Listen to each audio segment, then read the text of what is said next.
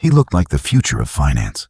Messy hair, tired eyes, cargo shorts, a billionaire who didn't seem to care about looking rich.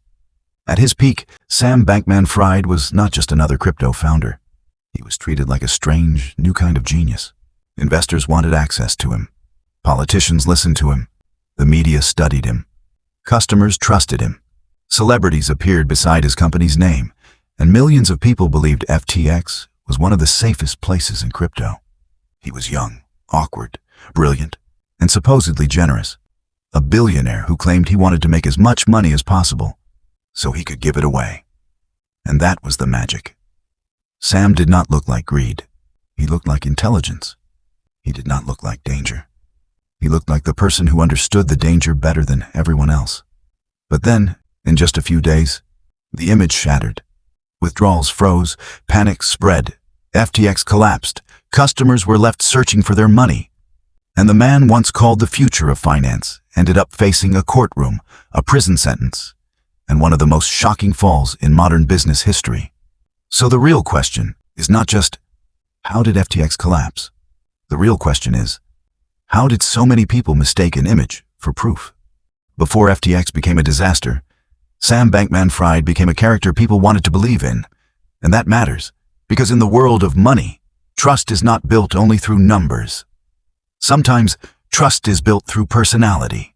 Sam was not presented like the usual billionaire villain. He wasn't selling the image of private jets, luxury watches, designer suits, or glass towers. His brand was almost the opposite. He looked careless, but not careless in a lazy way. Careless in a, my brain is too busy solving impossible problems kind of way. He slept near his desk. He gave interviews with messy hair. He played video games during meetings. He wore simple clothes. He spoke in a fast, awkward, mathematical style that made him seem less like a salesman and more like a sleep-deprived genius who had accidentally become rich. And then there was the moral layer. Sam talked about effective altruism.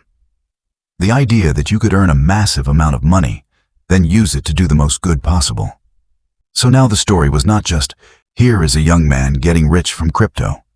The story became, here is a young man using crypto to save the world. That changed everything, because people are often suspicious of obvious wealth. But they lower their guard around someone who looks like they don't care about wealth. Sam's anti-billionaire image became his billionaire image. The messy hair became part of the myth. The casual clothes became a symbol. The awkwardness became evidence that he was authentic. The lack of polish made him feel trustworthy.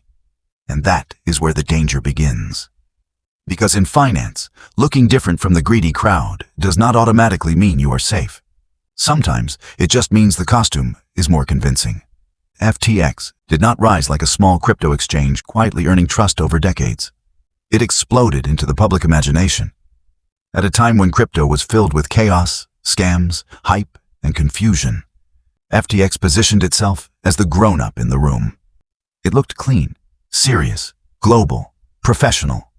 For many people, FTX felt like the bridge between the wild world of crypto and the respectable world of traditional finance. And Sam Bankman-Fried was the perfect face for that bridge. He was young enough to represent the future, smart enough to impress investors, strange enough to fascinate the media, and moral-sounding enough to make people feel that this version of capitalism was somehow different. Then the credibility machine started working. FTX appeared everywhere.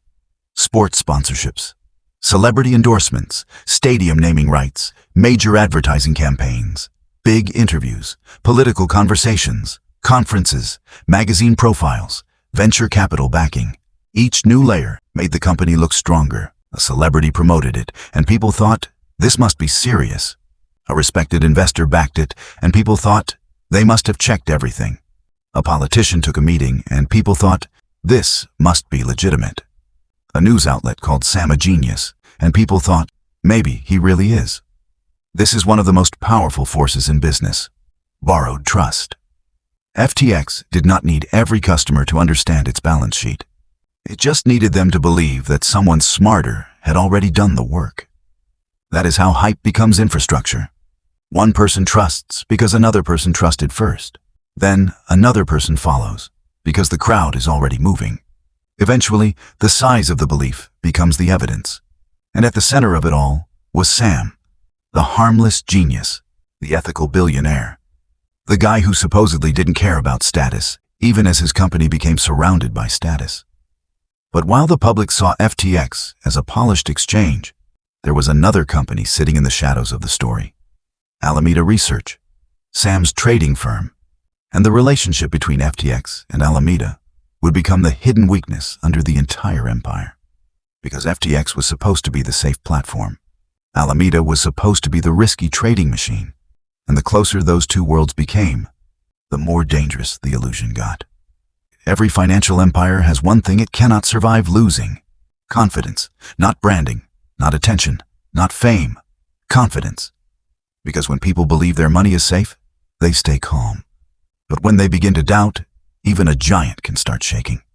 For FTX, the crack began with a simple question: what was really happening between FTX and Alameda?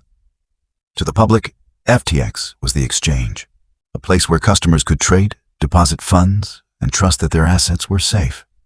Alameda was different. It was a trading firm. Trading firms take risks. They make bets. They win. They lose. They borrow. They move fast. Those two worlds should have been separated by strong walls, but the walls were not as strong as people believed. Then came the concern around FTT, the token created by FTX. Reports suggested that Alameda's balance sheet was heavily tied to FTT, and that detail mattered because FTT was not the same as cash in a bank account.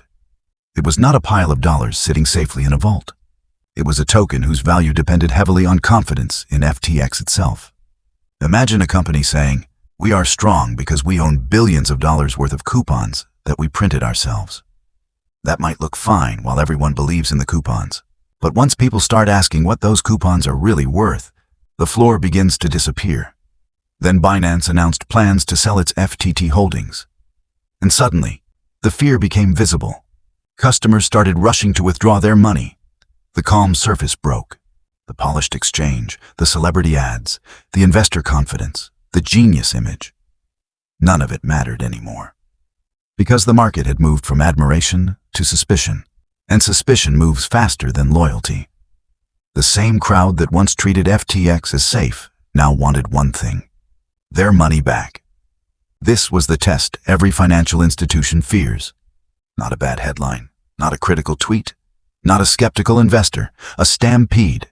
Everyone running to the exit at the same time. And that is when the illusion faced reality.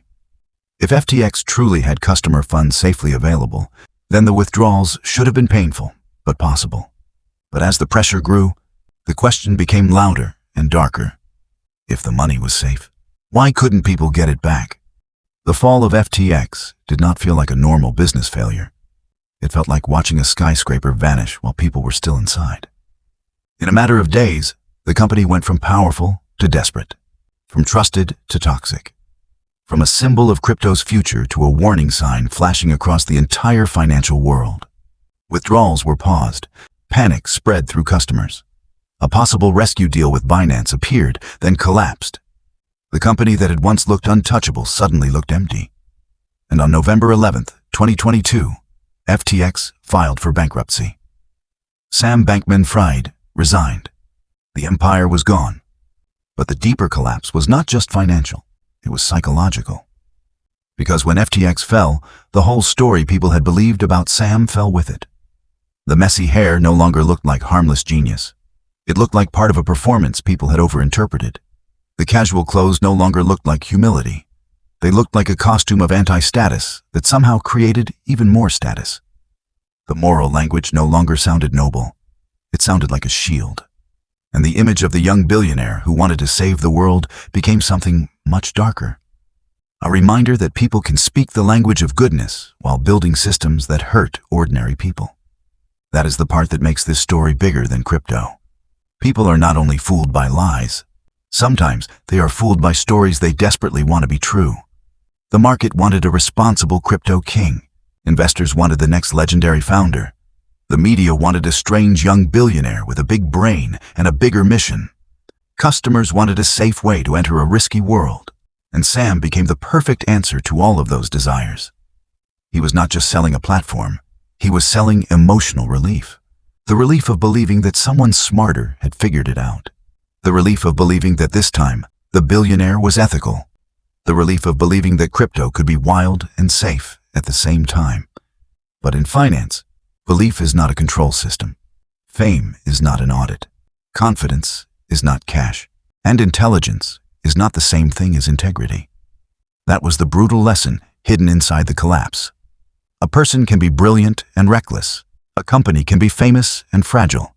A founder can understand complicated math and still fail the simplest moral test. Do not misuse what belongs to other people. After the collapse, prosecutors accused Sam Bankman-Fried of misusing customer funds and deceiving investors and lenders. He was later convicted on fraud and conspiracy charges. In March 2024, he was sentenced to 25 years in prison. That ending matters because it completes the transformation. The man once treated as the future of finance became a symbol of financial betrayal. But it would be too easy to make this only about Sam, because the uncomfortable truth is that the illusion needed more than one person. It needed investors willing to believe the genius story. It needed media attention that turned awkwardness into mystique. It needed customers who trusted the crowd. It needed a culture that often confuses rapid growth with truth. FTX did not become powerful because everyone understood it. It became powerful because enough people assumed someone else understood it. That is how unchecked trust works. It passes responsibility from person to person until nobody is holding it.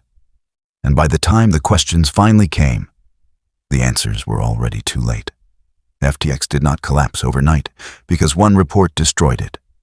It collapsed overnight because the trust was never as solid as it looked. The report only turned on the lights, and when the lights came on, the genius empire was already hollow. The Sam Bankman-Fried story is not just a crypto story. It is a story about how modern trust is manufactured. A person can look humble and still be dangerous. A company can look legitimate and still be fragile. A founder can speak about saving the world while taking risks that destroy the people who believed in him. And that is what makes the story so haunting. Because the warning is not simply, "Don't trust crypto." The warning is deeper than that. Be careful when intelligence becomes a costume. Be careful when branding replaces proof. Be careful when powerful people trusting something becomes the only reason you trust it too. Because the most dangerous illusions do not always look like greed. Sometimes they look like simplicity. Sometimes they look like genius. Sometimes they look like a young billionaire in cargo shorts, sitting under bright lights, telling the world he is not like the others. And maybe that is why so many people believed. They were not just investing in a company. They were investing in a character, a story, a feeling. The feeling that someone had finally built a cleaner, smarter, better version of finance. But money does not care about image. Markets do not care about mythology. And trust, once broken, does not collapse slowly. It disappears all at once. So the scariest part of the FTX story is not that people believed a lie. It is that the lie looked exactly like genius.